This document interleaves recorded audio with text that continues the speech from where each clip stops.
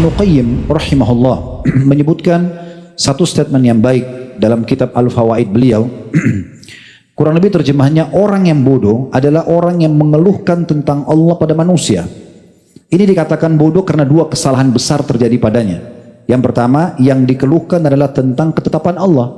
Sakitnya dia, gangguan orang lain dan segala macam. Dia keluhkan, kenapa ini terjadi pada saya? Tapi dia keluhkan pada makhluk. Maka ini dianggap kebodohan. Ini dianggap kebodohan. Sebelum jauh melangkah, supaya lebih jelas ada batasan yang kita ingin targetkan. Kalau pernah dengar nama Sumayyah radhiyallahu anha, ini wanita mulia, wanita yang pertama mati syahid dalam Islam. Istrinya Yasir, ibunya Ammar, yang dikenal dengan keluarga Yasir. Mereka adalah muslimin yang merupakan budaknya Abu Jahal. Sumayyah dibunuh dalam kondisi hamil dengan ditusuk perutnya dengan anak panah atau tombak kecil yang tajam. Yasir dibunuh karena membela istrinya. Lalu Ammar pun disiksa. Intinya keluarga Yasir dikenal dengan Alu Yasir. Waktu Nabi SAW lewat di hadapan mereka sedang mereka disiksa di Mekah karena beliau tidak punya kekuatan, beliau cuma mengatakan sabran ala Yasir fa inna mau'idakumul jannah. Sabarlah wahai keluarganya Yasir, karena janji yang Allah balas dengan susahnya hidup kalian ini, siksaan ini surga. Namun ada satu unik di sini.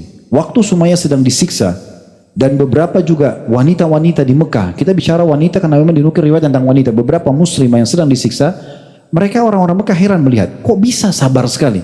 Sudah berdarah, kepanasan, kelaparan, disiksa, dipukul, ditendang, diinjak, dicaci maki.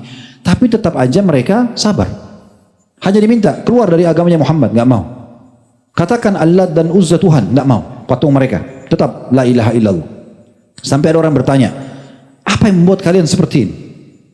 Apa yang membuat kamu, hai Sumayyah, dan juga muslimah pada saat itu di Mekah, apa yang membuat kalian seperti ini? Maka jawabannya sederhana. Mereka mengatakan, Allah lah yang telah membuat kalian melakukan ujian ini pada kami karena ingin menguji iman kami. Jadi Sumayyah di sini dan teman-temannya tidak menyalahkan Allah padahal mereka lagi disiksa. Tidak menyalahkan juga orang-orang kafir yang sedang menyiksa mereka, tidak. Dia melihat dengan kacamata keimanan, kalau ini terjadi dengan izin Allah karena Allah ingin menguji saya. Coba tangkap pesannya. Jadi kalau misalnya ada orang suami istri masalah, mungkin istrinya masalah, suaminya masalah. Allah sedang datangkan dia sebagai penguji buat kita. Allah buat ujian itu datang dari dia, dari mertua, dari ipar, dari teman, dari tetangga. Memang begitu. Allah SWT uji. Dan Allah mengatakan dalam Al-Quran, atasbirun, kami jadikan sebagian kalian fitnah, sebagian yang lain, apakah kalian bersabar?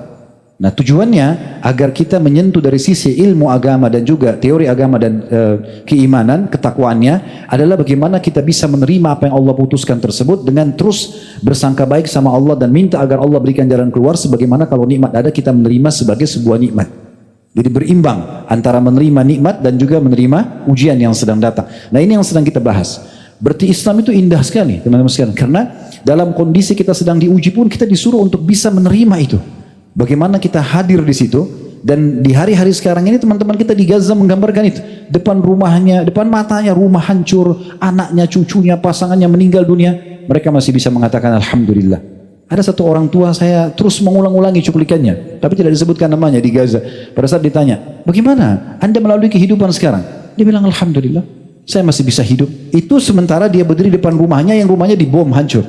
Di situ istrinya meninggal, di situ anaknya meninggal, cucunya meninggal, usaha yang dia buka hancur kena bom. Ditanya, lalu bagaimana pendapat Anda dengan keluarga Anda yang sudah mati? Mereka sudah mati syahid. Allah berikan mereka kebaikan. Coba dengan simpelnya dia menjawab. Plus lagi ditanya, lalu bagaimana Anda hidup sekarang di Gaza? Keluar nggak bisa, kerja di sini nggak bisa. Dia bilang rezeki sudah Allah tentukan. Saya tidak akan meninggal sampai rezeki itu datang. Saya dengan teori agama yang sebatas ilmu saja saya tangkap ini orang sangat faham. Ini orang sangat paham. Beratnya ujian yang datang, tapi dia tetap berada di rel keimanannya. Dia nggak berkeluh kesah, dia bisa menerima itu, dia tetap bisa memuji Tuhannya dengan yakin. Tidak mungkin, ya teman-teman sekalian, rezeki itu, kita meninggal kecuali rezeki itu sampai.